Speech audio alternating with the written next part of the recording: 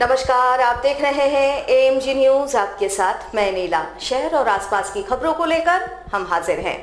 2 साल की वैश्विक त्रासदी कोरोना महामारी के बाद एक साथ 71वां, 72वां और 73वां डॉग शो का आयोजन जमशेदपुर के लोयला ग्राउंड में शुरू हुआ, जिसमें देश भर के विभिन्न प्रजातियों के श्वान हिस्सा ले रहे हैं। जमशेदपुर केनल क्लब की ओर से आयोजित इस डॉग शो का उद्घाटन टाटा स्टील के मैनेजिंग डायरेक्टर टीवी नरेंद्रन ने किया। बता दें कि डॉग शो आयोजित करने में जमशेदपुर का पुराना इतिहास रहा है। इस प्रतियोगिता में देश भर के विभिन्न प्रजातियों के श्वान हिस्सा ले रहे हैं। शहर के लोग श्वान के अनुशासन, मारक क्षमता और प्रतिबद्धता से रूबरू होते हैं। 3 दिनों तक चलने वाले इस प्रतियोगिता में देश भर के 430 विभिन्न प्रजातियों के श्वान हिस्सा ले रहे हैं। इस मौके पर टाटा स्टील के MD टीवी नरेंद्रन ने बताया कि शहरवासियों के लिए ये एक अच्छा अनुभव रहेगा। श्वान प्रेमी लोग श्वानों के विभिन्न नस्लों एवं उनके अनुशासन और मारक क्षमता को जान पाएंगे। उन्होंने आयोजकों के प्रयासों की सराहना की और कहा, टाटा स्टील और टाटा मोटर्स के श्वान देश भर में अनुशासन और मारक क्षमता के लिए जाने जाते हैं। इस प्रतियोगिता में उनका प्रदर्शन भी देखने को मिलेगा। निर्णायक मंडली में विदेशी जज भी शिरकत कर रहे हैं। ये खुशी का बात है कि आज के दिन में हम लोग ये सब ऑर्गेनाइज कर सकते हैं। पिछले 2-3 साल से नहीं कर पाया, और ये भी अच्छा है कि एंट्रीज भी बढ़ गया, नंबर ऑफ ब्रीड्स भी बढ़ गया, और एक जमशेदपुर ये डॉग शो का एक नाम हो रहा है देश विदेश में। आप देख रहे हैं कि जजेस भी आ रहे हैं देश विदेश से, तो ये अच्छा है। जमशेदपुर शहर के लिए अच्छा है, इधर का डॉग लवर्स के लिए अच्छा है, और मौका मिलता है कि बेस्ट ब्रीड्स को देखने को और डिफरेंट टाइप्स ऑफ डिसिप्लिन्स देखने के लिए, और जो स्पेशलिटी शो है लैब्राडोर और बीगल का, वो भी अच्छा है। और टाटा मोटर्स और टाटा स्टील का एक लंबा इतिहास है डॉग्स के साथ। हम लोग का केनल क्लब बहुत फेमस है, टाटा मोटर्स और टाटा स्टील का। तो अच्छा, इसे जमशेदपुर एक डॉग लविंग सिटी के नाम से it should make that reputation. And I think dogs, जो भी डॉग लवर है, जो भी एक डॉग रखा है, उनको वो जानता है क्या इमोशंस एक डॉग ओनर को फील करता है। तो अच्छा है, और thank you very much for your support, and I hope that the citizens of Jamshedpur and elsewhere come next 2-3 दिन to come and enjoy the dogs who are here. Thank you very much.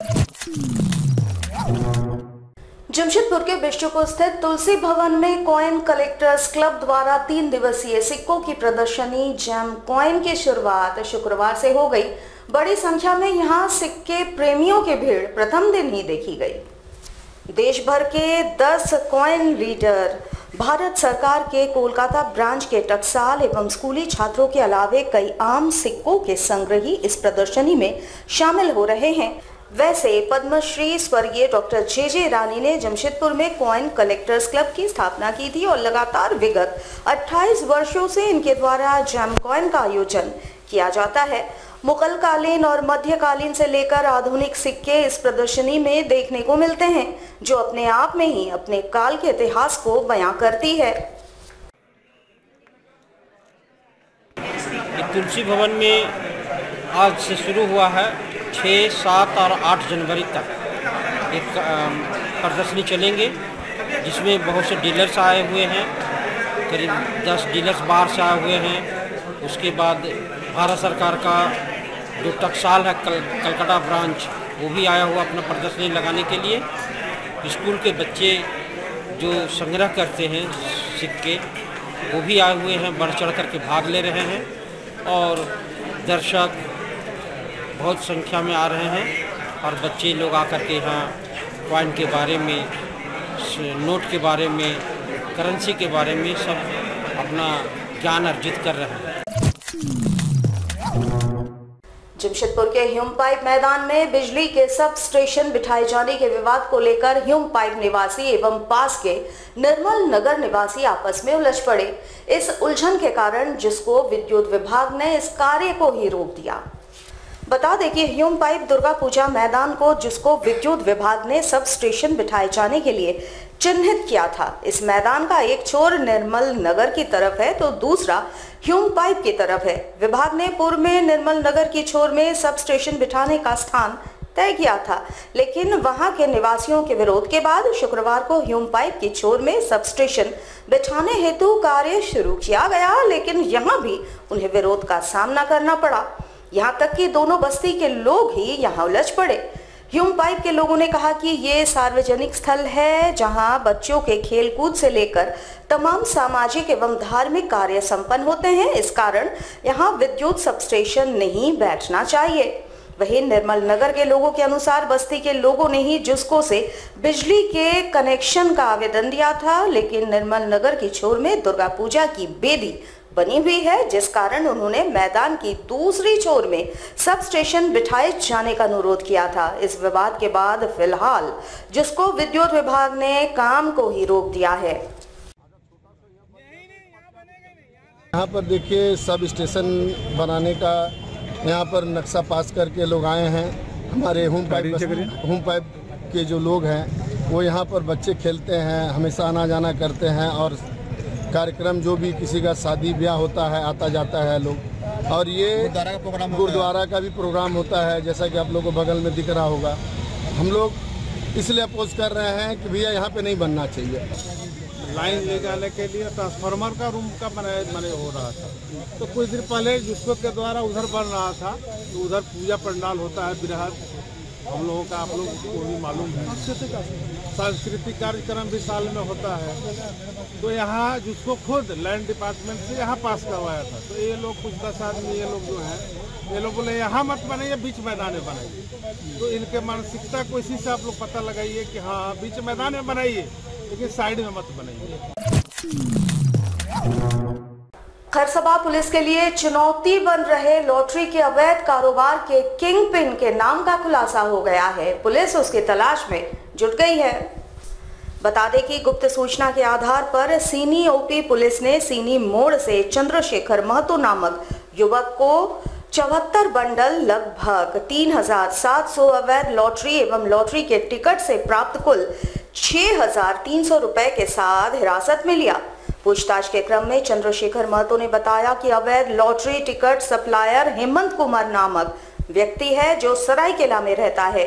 उसके द्वारा सभी जगह इन lottery टिकटों की supply की जाती है। चंद्रशेखर महतो की गिरफ्तार होते ही वो फरार हो गया, जिसकी तलाश में पुलिस जुटी हुई है। इसकी जानकारी एसडीपीओ हरविंदर सिंह ने दी। पुलिस अधीक्षक कार्यालय से सीनी थाना प्रभारी को ओपी प्रभारी को ये सूचना मिली कि अवैध रूप से लॉटरी का संचालन किया जा रहा है, जिसके आलोक में उनके द्वारा एक टीम का गठन करके और एक छापामारी की गई। जब सीनी मोड़ के आसपास से गए तो कुछ लोग इनको पुलिस बल को देखकर भागने लगे, जिसमें से एक व्यक्ति पकड़ाया गया। जब उसकी तलाशी ली गई तो उसके पास से लगभग 74 बंडल लॉटरी टिकट एवं 6300 रुपये नगद जो है बरामद हुआ है। पूछताछ के क्रम में उसके द्वारा बताया गया कि किसी हेमंत कुमार नाम के व्यक्ति द्वारा जो है इस पूरे लॉटरी का जो धंधा है इसका संचालन कराया जाता है, अलग अलग जगह पे वो सप्लाई करता है। तो अभी एक गिरफ्तारी हुई है जिसका नाम है चंद्रशेखर महतो। ये आपके कृष्णापुर पंचायत ऊपर दुगनी के रहने वाले हैं, थाना सरायकेला। रिकवरी में 74 बंडल 3700 टिकट्स का रिकवरी हुई है। कितना कीमत होगा सर इसका? लगभग 2 लाख के अराउंड बताया जा रहा है कि इसका जो है वैल्यू होगा, और 6300 जो है नकद बरामद हुआ है।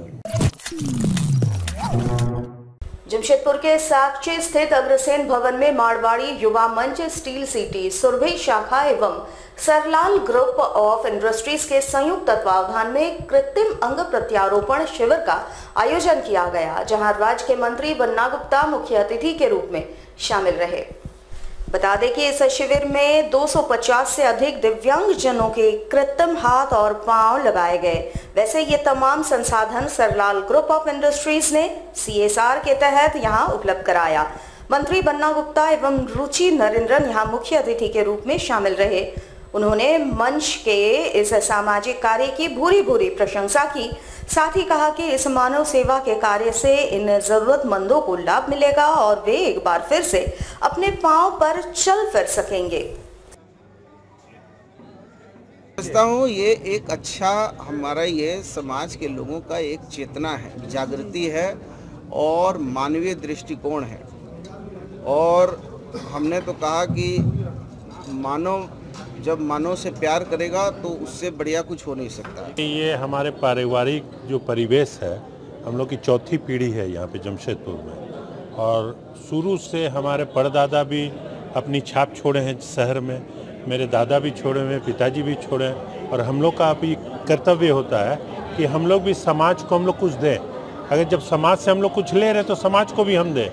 तो इसीलिए हम लोग जब मारवाड़ी युवा मंच की सुरभि शाखा का जब मुझे पता चला कि इस तरह का आयोजन होने जा रहा है, तो मैं ही पहल किया कि हम लोग इसको स्पॉन्सर करेंगे।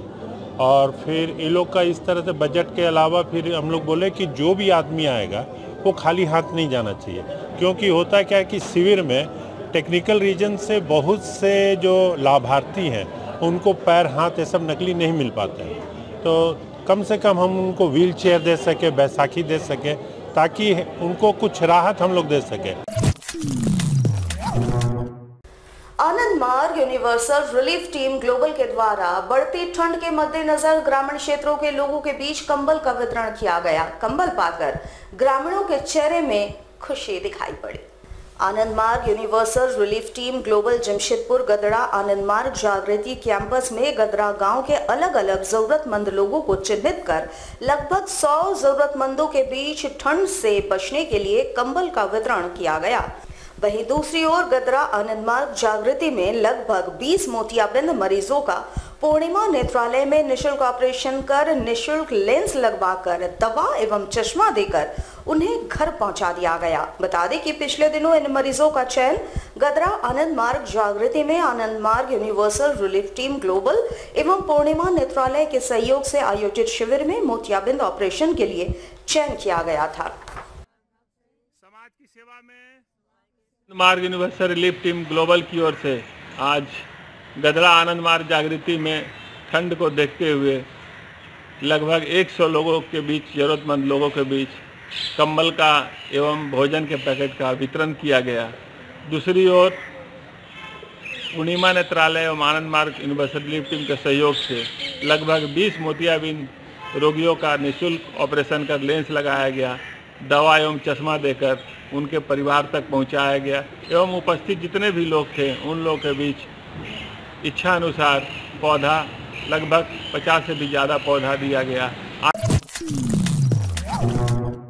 जमशेदपुर अंगिका जागृति मंच का वार्षिक मिलन समारोह रविवार 8 जनवरी को सिद्धगुड़ा के टाउन हॉल मैदान में आयोजित किया जाएगा। पारिवारिक मिलन समारोह में लगभग 5000 लोग शामिल होंगे।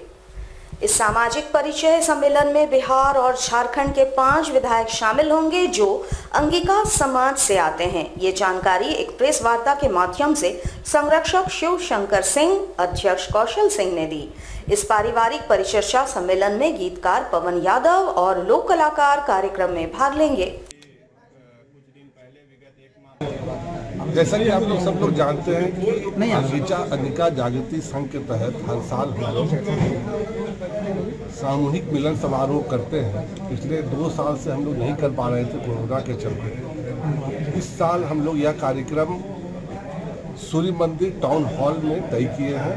8 तारीख को रविवार को हमारे आंध्र प्रदेश के और कुछ बिहार के जो सटा हुआ जो बिहार है वहाँ से कुछ प्रतिनिधि जो एमएलए हैं वो लोग आ रहे हैं, जैसे कि कटोरिया विधानसभा से आपका निक्की हेम्ब्रम जी हैं और कहलगांव विधानसभा से पवन यादव जी हैं और महागामा विधानसभा से दीपिका पांडे जी हैं जो कि हमारे जमशेदपुर से बिलोंग करती हैं। और ये कार्यक्रम जो है सुबह 11 बजे से स्टार्ट होगा और शाम को 4 बजे तक चलेगा। जमशेदपुर में जेपी स्कूल ट्रस्ट द्वारा स्कूली बच्चों के भीतर सनातन धर्म के प्रति आस्था और सम्मान को बढ़ाने हेतु 9 कुंडीय गायत्री महायज्ञ का आयोजन किया जा रहा है। इसके तहत शुक्रवार को विशाल कलश यात्रा निकाली गई। यहां लगभग 1100 महिलाओं के साथ 101 स्कूली छात्रा कलश यात्रा में शामिल हुई। स्कूल ट्रस्ट के सचिव ने कहा कि स्कूली बच्चों के भीतर शिक्षा के अलावे अपने धर्म के प्रति आस्था और सम्मान को बढ़ाने हेतु हर वर्ष गायत्री महायज्ञ का आयोजन किया जाता है। इस वर्ष स्कूली छात्र छात्राएं भी इसमें बढ़ चढ़कर हिस्सा ले रही हैं। आज कलश यात्रा के बाद कलश की स्थापना होगी और कल 9 कुंडीय गायत्री महायज्ञ का आयोजन होगा। स्कूल के स्थापना दिवस के अवसर पर प्रत्येक वर्ष गायत्री महायज्ञ 9 कुंडीय हुआ करता है। इस वर्ष भी गायत्री महायज्ञ 9 कुंडीय के लिए भव्य कलश यात्रा आज दिनांक 6 जनवरी 2023 को निकाला गया। जो जिस भावना के साथ, जिस विचार के साथ, जिस सनातन धर्म को लेके चल रहे थे, हमारा मिशन था कि वह जो क्षेत्र है बहुत ही बहुल्य और अति पिछड़ा क्षेत्र है, इतनी धार्मिक संस्कृति को उसमें कैसे उत्थान लाए, उसके लिए सबको एकजुट कर करके काफी संख्या में जो हमारा उम्मीद था उससे ज्यादा संख्या में भाग लिए हैं। हमें आशा है, पूर्ण विश्वास है कि हमारा सनातन धर्म जाग रहा है और बच्चे बच्चे जाग रहे हैं। विद्यालय के 101 बच्चियां कन्या अपनी कलश उठाई हैं, उन्हें सुरक्षा से उठाई हैं। उन्होंने कहा कि हमें अपनी संस्कृति को बचाना है, अपने धर्म को बचाना है, अपने मान सम्मान के लिए, अपने अधिकार के लिए, अपने सम्मान के लिए हम अपने आगे बढ़ कर के काम करेंगे। इसलिए उन्होंने 101 कलश यात्राएं केवल कन्या उठाई है। आज के लिए बस इतना ही। कल आपसे फिर मिलेंगे कुछ नई खबरों के साथ। तब तक के लिए AMG न्यूज की पूरी टीम को दीजिए इजाजत। नमस्कार।